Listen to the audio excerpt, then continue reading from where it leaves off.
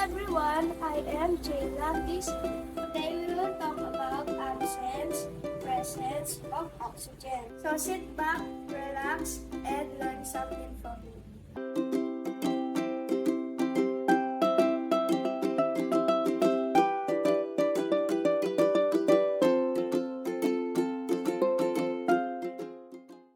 We will cut the eggplant into two.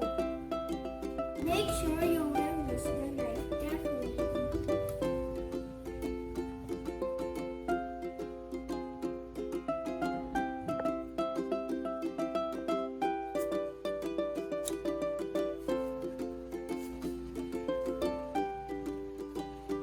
Let's wait for a few minutes.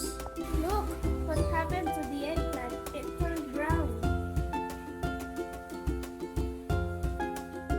This is because of the presence of oxygen.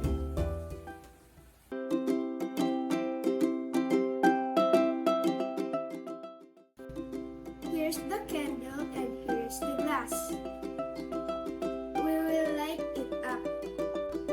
Here it is and we will cover it with a glass.